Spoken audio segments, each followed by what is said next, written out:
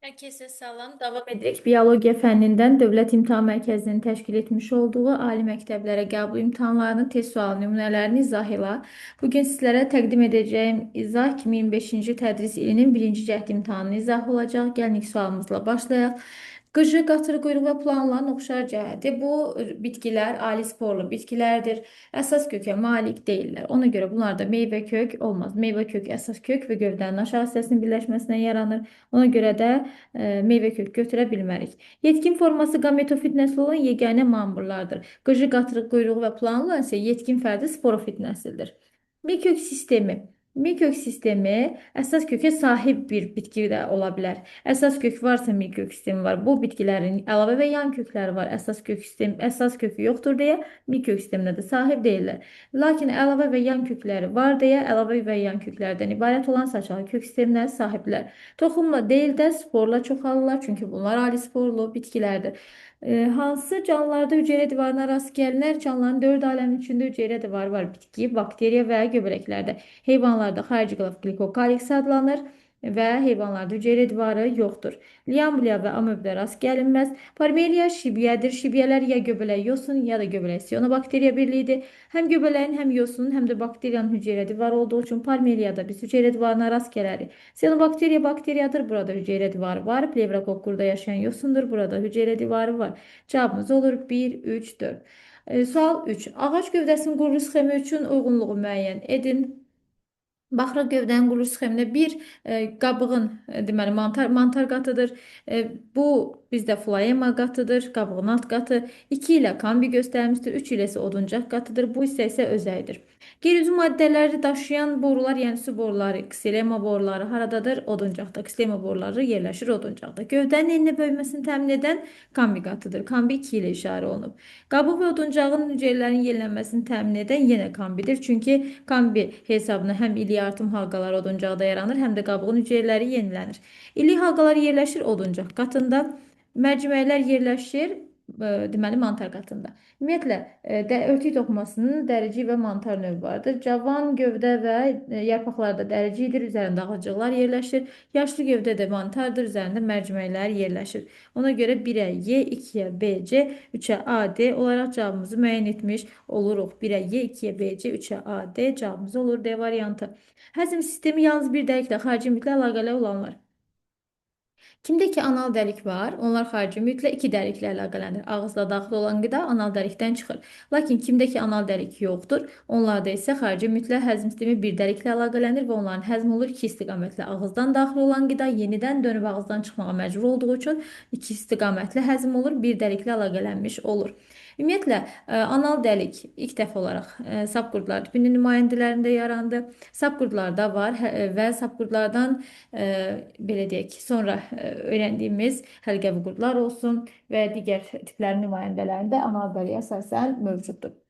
Deməli, bizdə Axplanari və nereid verib. Nereiddə anal dəlik var, ona görə bir dəlik yox, 2 dəliklə əlaqələnəcək. Soxulcanda anal dəlik var. Soxulcan və askaridin hər ikisində anal dəlik var. Askariddə var. Planari və qaraciyər sorusunda ağızdan daxil olan qida elə ağızdan da xaric olunur.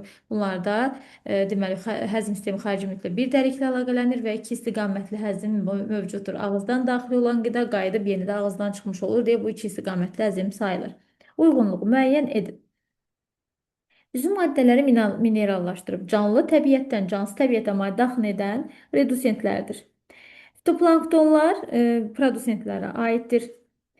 Yalnız heterotrofiyalla qidalananlar redusentlər olacaq, çünki onlar belə deyək, hazır üzüm maddələrdən istifadə edirlər. Sürmə göbələyi parazitdir, nə redusentə, nə də produsentə götürə bilmərik. Konsument desəydi götürərdik, lakin hal-hazırda sürmə göbələyini burada qeyd etməyəcəyik. Heterogen bakteriyası xemosintetik bakteriyalara aiddir və o zaman produsentlərin içərisində qeyd edəcəyik. Çünki xemosintetik bakteriyalar da avtotrof qidalanmadan istifadə edirlər. Bu da produsentlik deməkdir. Yəni produsentlərə xemosintetikləri də aid etmiş olacaq. Sual 6 ilə davam edirik. Eleven diaqramına əsasən uyğun bəndlər müəyyən edin. Külək və həşəratla tozlanma verilib. Tozlanma cins çoxalmaya xidmət edir hər ikisində.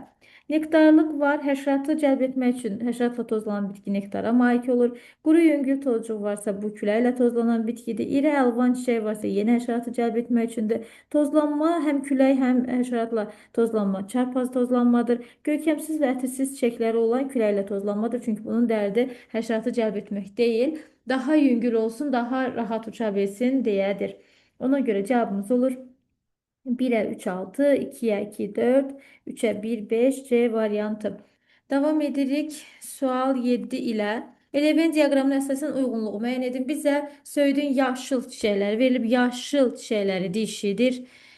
Dişi çiçəklər olacaq bunlar. Yəni burada erkəkçik olmayacaq. Erkəkçiyə aid olan hər hansı bir hissəni götürə bilməyəcək. Adi şamda isə bir evli bitki olduğu üçün üzərində həm dişi qozalara, həm də erkək qozalara rast gəlinir. Deməli, dişi qozaları tozlanma gedən qırmızımtıl qozası var. Daha sonra mayalanma getmiş olan yaşıl qozası var. Bir də toxum yaradan qonur qozalara sahibdirlər. Erkək qoza isə sarımtıl yaşıl qozalardır. Mayalanma baş verəcək. Əgər deməli qırmızımtıl qozada tozlanma getdikdən sonra mayalanma baş verə bilər. Təbii ki, yaşıl çiçəklər də dişi olduğu üçün burada da mayalanma gedə bilər. Bu ortaq cəhətdir.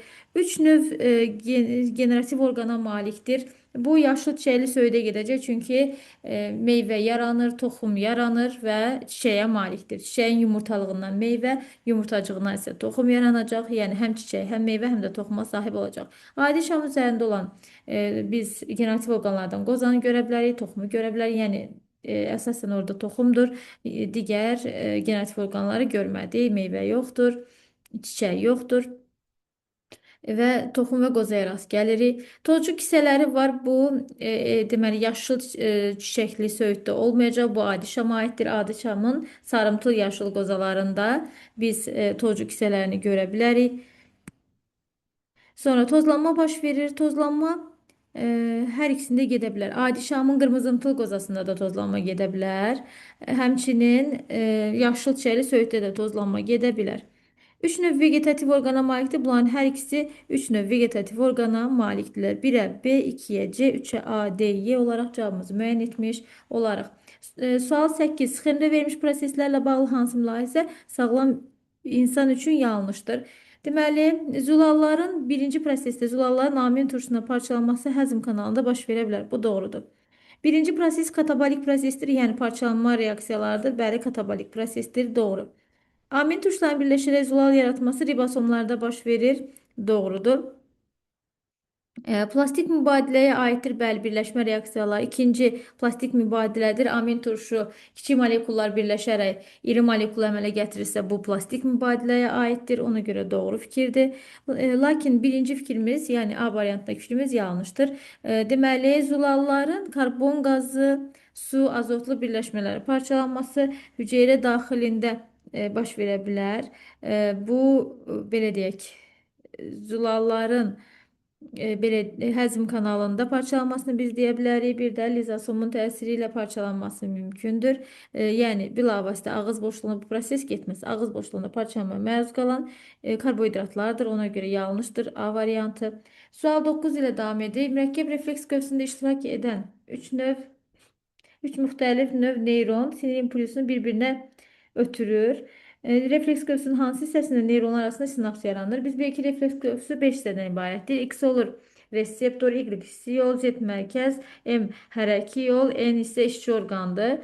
Deməli, X reseptorların yerləşdiyi torlu qışada reseptorlar yerləşir gözdə. Deməli, ümumiyyətlə görmə siniri ilə ötürülür. Hissi yolla mərkəzdə analiz gedir. Hərəki yolla işçi orqana cavab reaksiyası ötürülmüş olur və sinapslar neyronlar arasında yarandığı üçün deməli burada hissi neyronun deməli dendridi var, cismi var, aksonu var. Hissi neyronun aksonu ara neyronun dendridi ilə əlaqə yaradacaq. Ara neyronun dendridi cismi aksondan ibarətdir. Ara neyronun aksonu isə hərəki neyronun dendridi cismi aksonu bu şəkildə əlaqələrimiz gedəcək. Deməli, hissi impuls ötürüləcək. Hissi neyronun dendridindən cisminə, cismindən aksonuna, hissinin aksonundan hərəkinin dendridinə, Daha sonra aranın dendridinə, çünki burada mürəkkəb refleks qövsü deyir. Arada dendrid cisim akson istiqamətində ötürüləcək. Aranın aksonundan hərəkinin dendridinə ötürüləcək və burada biz sinapsları bu iki hissədə görmüş oluruq. Yəni sinapslar mərkəzdə yarandı. Hərəki neyronda yenə dendrid cisim akson istiqamətində, hərəki neyron aksonundan da iç orqana ötürülmüş olacaq. Reseptordan hissi neyronu dendridi alır. Hissi neyronu dendridindən hissi neyronu cisminə, oradan isə aksonuna ötürülür. Hissi neyronun aksonundan ara neyronun dendrit cisim aksonu, ara neyronun aksonundan da hərəki neyronun dendridinə, oradan cismi, oradan isə aksonuna ötürülür və hərəki neyronun aksonundan işçi orqana impulslar ötürülmüş olur. Sinapslar isə mərkəzdə, yəni Z ilə işarə olunmuş hissədə yaranmış olacaq. Sual 10 ilə davam edirik. Hansı mülahizə doğru deyil? Bəzi suda yaşayan məmələrin tük örtüyü olmur. Bəli, doğrudur. Məsələn, balina, delfin. Suda yaşayan məməlilər ağciyərlərlə tənəffüs edir. Bu doğru fikirdir. Suda yaşayan məməlilərdə, məsəl üçün balina ağciyər tənəffüs edir, delfin ağciyər tənəffüs edir. Bəzi suda yaşayan məmələr quruya çıxır. Məsələn, su iti. Suda yaşasa da tüləmə hadisəsi üçün, çoxalma hadisəsi üçün quruya çıxır. Suda yaşayan məməlilər yalnız suda çoxalır. Az öncə dedik ki, su iti çoxalmaq üçün, misal üçün sudan çıxır. Ona görə yanlışdır. Suda yaşayan məməlilər balalarını südlə bəsləyir. Bəli, bütün məməlilər balalarını südlə bəsləyir deyə doğru fikirdir. Sual 11 ilə davam edirik. Orta yaşlı sağlam insanda dərindən nəfəs alma zamanı, sakit nəfəs alma zamanı 500 sm kub, deməli tənəffüs havasını udmuş oluruq. Dərindən nəfəs alma zamanı isə bu tənəffüs havasının üzərinə biz 1500 sm kubda əlavə havanı gəlmiş oluruq. Ümumilikdə 2000 sm kub hava qəbul etmiş oluruq. Bu 2000 sm kub havanın da deməli 5% bizim ağciyərlərimiz tərəfindən ağciyərlərimizin kapillyarlarına keçmiş olur. Yəni mənimsənilən oksigendir. 2000-in 5% mənimsəniləndirsə bu da eləyəcək 100 sm kub. Sual 12 ilə davam edirik. Sxemdə verilmiş proses sağlam insanda harada baş verir? Yağlar gliserin və yağ turşularına parçalana bilər. Deməli, mədədə, bir də nazik bağırsaqda. Yoğun bağırsaqda deyil. Nazik bağırsaqda ola bilər. Sonra yalnız mədə və yoğun bağırsaqda deyil. Ağız boşluğunda deyil. Biz dedik yağlar, süd yağları mədədə parçalanır.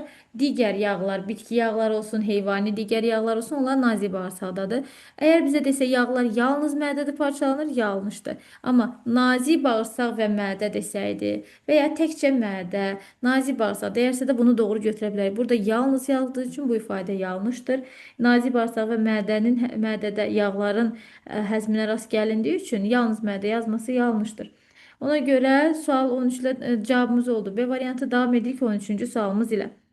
Baxırıq, ensefalitin törədicisi virusdur. Keçiricisi gənələrdir, otlaq gənələri. Sonra yuxu xəstəliyinin törədicisi tripanosomdur.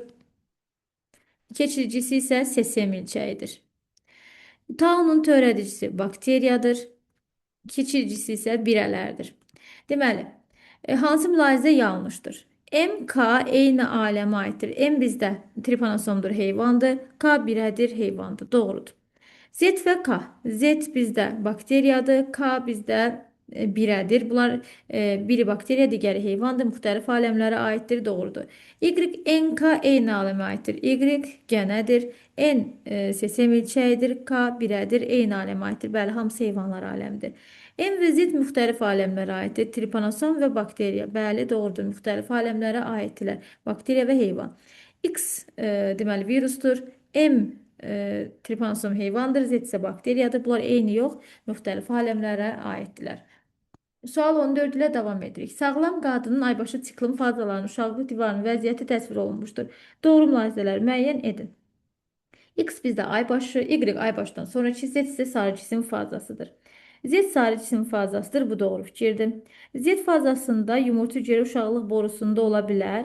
Bəli, Z metamayalama prosesi sarı cisim fazasında baş tutur. Ona görə də Z fazasında yumurta hüceyrə uşaqlıq borusunda spermatozoidlər mayalama prosesini gözləyir. Ona görə rast gəlinə bilər. Doğru fikirdir. X fazasının sonunda uşaqlığın divarı maksimal olur. Xeyr, ən minimal həddinə çatır. Çünki aybaşı sikli zamanı aybaşı fazasında uşaqlığın selikli qişasının əlavə qalınlaşması qopub orqanizmdən xaric olunur. Ona göre minimal qalınlıqda olur, maksimal deyil. Aviasiya üçün ən əlverişli vaxt Z fazasının sonudur. Xeyr, aviasiya 14-cü günün sonunda, yəni Y fazasının sonunda baş vermiş olur. Ona görə yanlışdır.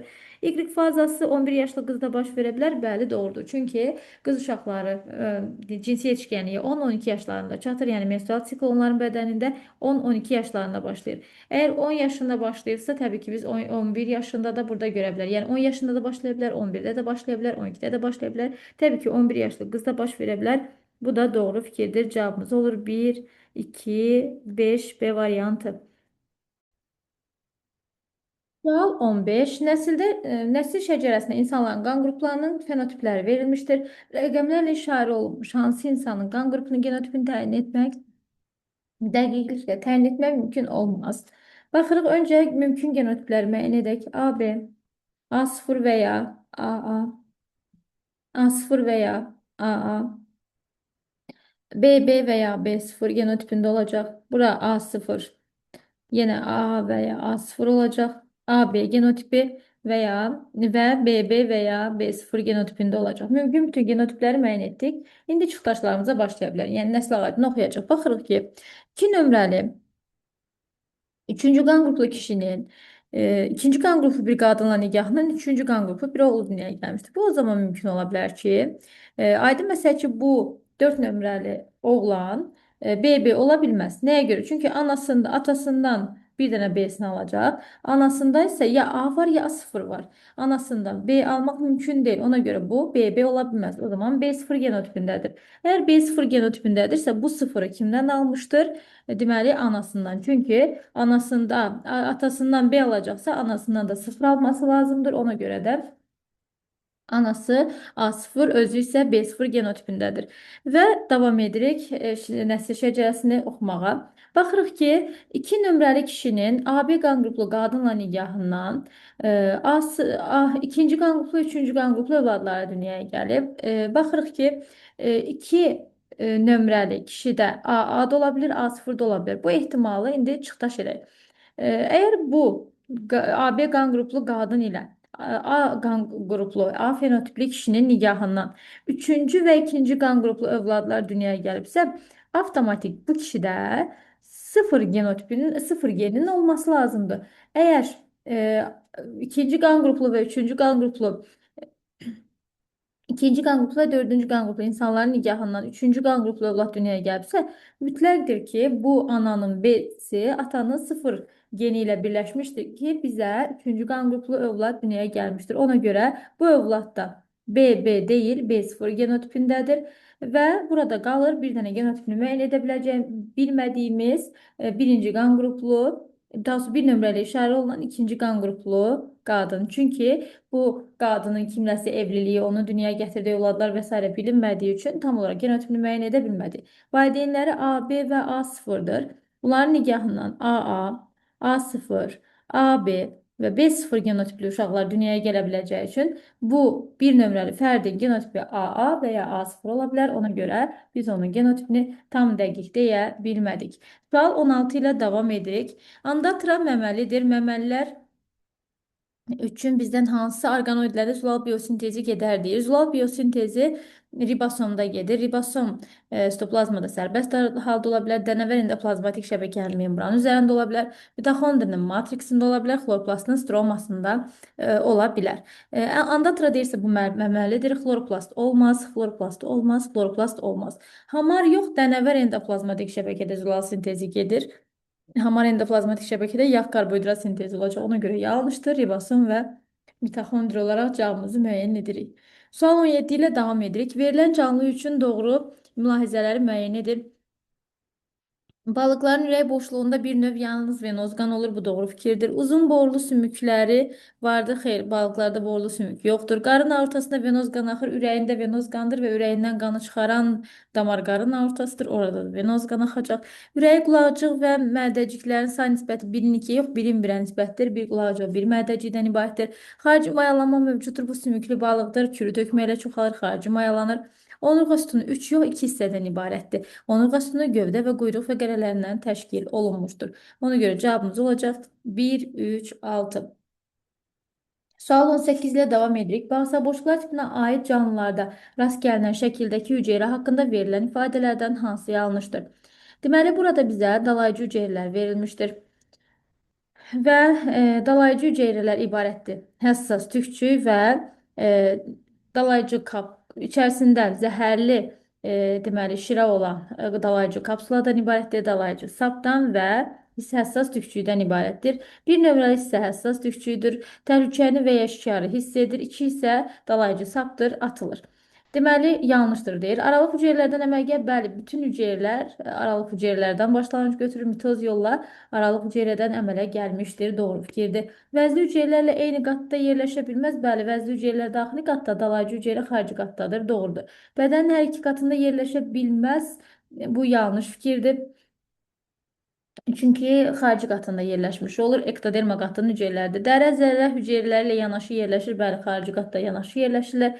2-nin kapsulasından çıxması üçün 1-in qıcıqlanması lazımdır. Bəli, bir həssas tükçüydür. Öncə o qıcıqlanır, daha sonra isə dalayıcı sap atılmış olur. Ona görə cavabımız yanlışımız olur. C variantı. 19-cu suala davam edirik. İnsanda hansı vəzlər yalnız xarici sekresiya vəzlərinə aiddir? Timus daxili, qalxan vəzlər daxili, böyrək üstü daxili. Mədə altı qarışıq, mədə isə xarici sekresiya vəzlərinə aiddir. Sual 20 ilə davam edirik. Bir hüceyrəli göbələklər. Deməli, birinci təsvirdə bizə penisil göbələyi göstərmişdir və o çox hüceyrəli göbələkdir. İkinci qov göbələyi göstərmişdir. Borucuqlu, çox illik meyvə cismi əmələ gətirən göbələkdir, yəni çox hüceyrəlidir. Sonra üçüncü tülkü qulağı göbələyi təsvir edilmişdir. Bu yenə çox hüceyrəlidir, meyvə cismi var. Həmçinin dördüncüyə baxsaq indi, dördüncü təsvirdə sporangiləri olan mukor göbələyi təsvir edilmişdir. Bir hüceyrəli, çox nüvəlidir. Yəni bir hüceyrəli göbələkdir, götürdük. Beşinci isə maya göbələyi verilmişdir. Tumurcuqlama yolu ilə çoxalması təsvir edilmişdir və maya göbələyi də bir hüceyrəli göbələklərə aiddir. Cavabımız olur 4, 5. Və 21-ci sualımız ilə davam edirik. Buğdanın çiçək qrupu olacaq deməli mürəkkəb sümbül. Mürəkkəb sümbüldürsə burada cavablardan B, C, D-ni atırıq. Vavilova görə mənşə mərkəzi buğdanın mənşə mərkəzi Cənub-Qərbi Asiyadır. Çiçək düsturunda struktur elementlər buğda taxıllar fəsləsinə aiddir. Formulu C4 formulu C4, Y3, D0 şəklindədir. Ona görə çiçək düsturunda C4, Y3, D1 şəklindədir. Çiçək düsturunun struktur elementləri 4 demək çiçək yanlığını təşkil edən strukturlar, 3 erkəkçi və 1 ədəd də dişiciyə malikdir. Ümumilikdə çiçək düsturunda olan struktur elementlərin cəmi olacaq 8, yəni Cənub-Qərbi Asiya, mürəkkəb sümbül və çiçəyin struktur elementləri düstura nəzərən struktur elementləri olacaq 8. Çiçəyin ümumi struktur elementləri də isə çiçək yatağını da burada götürə bilərdi, lakin çiçək saplağı yoxdur, çünki sümbül çiçək qrupunda çiçək saplağı olmur. Ona görə cavabımız olur sümbül, sonra Cənubi-Qərbi Asiya və deməli 8 struktur element. Cavabımız olur Y variantı. 22-ci sualla davam edirik. 2 qat hidrogen rabitələrinin sayı 3 qat hidrogen rabitələrinin sayına bərabər olduğu bir DNT molekulu üçün verilənlərdən hansı doğrudur? 2 qat hidrogen rabitənin sayı 3 qat hidrogen rabitənin sayına bərabər olması o deməkdir ki, bu DNT molekulunda bütün nukleotidlər bir-birinə bərabərdir. Nə deməkdir bu? Çünki 2 qat hidrogen rabitənin sayını bilmək elə adenin və ya timin sayını bilməkdir. 3 qat hidrogen rabitənin sayını bilmək isə guanin və ya sitozin sayını bilməkdir. Yəni 2 qat hidrogen rabitə adenin və timin sayına, 3 qat hidrogen rabitə isə guanin və sitozin sayına bərabərdir. Əgər bu iki rabitə tipləri bir-birinə bərabərsə, o deməkdir ki, adenin timinə, adenin guaninə bərabərdir. Sayca bu da bütün nukleotidlərin bir-birinə bərabər olması deməkdir. Demək ki, bütün nukleotidlər bir-birinə bərabərdirsə, adenin, guanin, sitozin timi bir-birinə bərabər olacaq və hər bir nukleotidin fosfatı, hər bir nukleotidin karbohidrat qalığı olduğu üçün fosfat turşu və karbohidrat qalıqlarının sayı da nukleotid sayından 4 dəfə çox olmuş olacaq. Bunu da biz deməli D variantında müşahidə edirik. D variantında olacaq adenin, guanin, sitozin, timin bir-birinə bərabər, fosfatur və karbohidrat qalığı bunlardan daha çox olacaq. Şərti olaraq rəqəm vermiş olsaq, deyək ki, 10, 10, hər birini 10 kimi götürsək, hər bir nukleotidin karbohidratı, hər bir nukleotidin fosfatı olduğu üçün bizim 40 ədəd fosfatımız, 40 ədəd də pentozamız olacaq. Ona görə cavabımız olur D variantı. Sual 23 ilə davam edirik. Mitozun eyni bir fazasında baş verən prosesləri müəyyən edin. Bətər telləri itir, ümumiyyətlə bətər telləri yaranmağa başlayır profazada, tam başa çatır metafazada, qısalır anafazada, yox olur telofazada. İtirsə bu telofazadır. Veter tellər əmələ gəlməyə başlayırsa bu profazadır. Stakinez baş verir telofazada. Xromatidlər qütbə çəkilir anafazada. Vətər tellərin əmələ gəlməsi başa çatır metafazada. Xromosomun spiralları açılır, yəni görünməz olur. Bu yenə olacaq telofazada. 3 proses telofazada baş verdi. 1, 3, 6 nömrəli proseslər. 24-cü suala davam edirik. İnsanda gövdə skeletinə bilavasitə birləşmir. İnsanda gövdə skeletinə iki cür sümüklü olan sümüklər birləşmir. Bunlar uzun boylu sümüklərdir. Bazı sümükləri kürəyə, bu sümüklər isə çanağa birləşir. Bilavasitə gövdə ilə birləşmədir. Gövdə skeletinə cüt sümük birləşir. Məsəl üçün körpücük, məsəl üçün çanaq, bunlar cütdür, birləşirlər. Uzun boylu sümüklər birləşmirlər. Yəni iki cür sümüklü olan zaten uzun boylulardır. Yastı sümüklər, misal üçün İnsanın gövdəsində onurğa sütunundan ənsə sümüyü birləşir, kəllənin ənsə sümüyü, daha sonra çanaq sümükləri birləşir. Bunlar yastı sümüklərdir. Kürək sümükləri, bəli, gövdə skeleti ilə birləşmir. Kürək skeleti körpücüyə birləşir, kürək bazuya birləşir. Ona görə birləşmir deyilsə götürdük. 1, 3, 5 olaraq cavabımızı müəyyən edirik. Sual 25. Müəyyən ərazidə yayılmış çay, xərçəngi, xaçlı, hörümçək, may böcəklərində cəmi 620 yermi ayaq vardır. Bu heyvanlarda 48-i xərçəngdir. Xaçlı hörümçəkdə may böcəklərinin ətraflarının sayının nisbəti 4-ün 3-ə nisbətindədir. Və bilirik ki, xaçlı hörümçəkdə 4 cüt, yəni 8 ədəd yermə ayağı, may böcəyində isə 3 cüt, yəni 6 ədəd yermə ayağı vardır. Yəni normalda 8-in 6-ya 4-ün 3-ə nisbətindədir. Demək ki, əgər bunlar bizə 4-ün 3-ə nisbəti verirsə, birin, belə deyək də, may böcəyi və xaçlı hörümçəyin sayının bir-birinə bərabər olması deməkdir. Demək ki, bunlar en qədərdir. Hər birini en qədər götürsək, bərabər götürsək, 4-ün 3-ə nisbətini bizə vermiş olacaq. Çünki bir hörümçəyin, bir may böcəyinin ətraflarına nisbətini böləndə 4-ün 3-ə verirsə, deyək ki, 5-dirsə, 5-ini götürsək, 5-də yenə olacaq 4-ün 3-ə. Hərəsindən 7 götürsək, yenə 4-ün 3-ə olacaq. Ona görə bu bir-birinə saylarının bərabər olması demək. Demək ki, xaçlı hörümçəyin sayı bərabərdir may böcəyinin sayına. Və qeyd edir ki, 48 çay xərçəngi var. Biz bilirik ki, çay xərçəngində yermə ayaqlarının sayı 10 ədəddir, yəni 5 cütdür. Əgər 48 ədəd çay xərçəngi varsa və hər birinin də 10 ədəd yermə ayağı varsa, 48 vururuq. Ona bu edir 480. 620 yermə ayağının 480-i olur, deməli, xərçənglərin payında.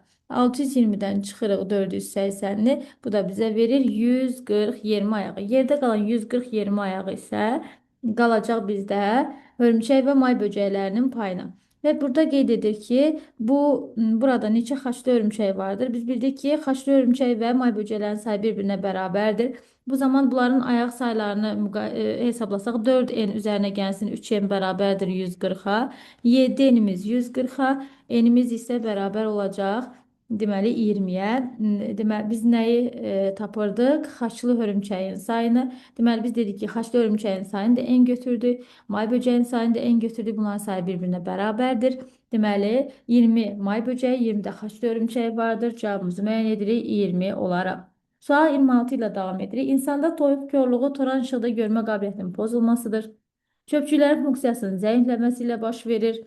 Bilavasitə görmə analizasının ikinci yox, birinci hissəsinin pozulmasıdır. Çünki torluq işan reseptorları birinci hissədə yerləşir. A vitamini normadan artıq yox, normadan az olması ilə yaranır. Ona görə cavabımız olur 1, 2. Sual 27 ilə davam edirik. Uyğunluğu müəyyən edin. Deməli, birinci nə verilib? İkiləpəli bitkidir, meyvəsi gilə meyvədir.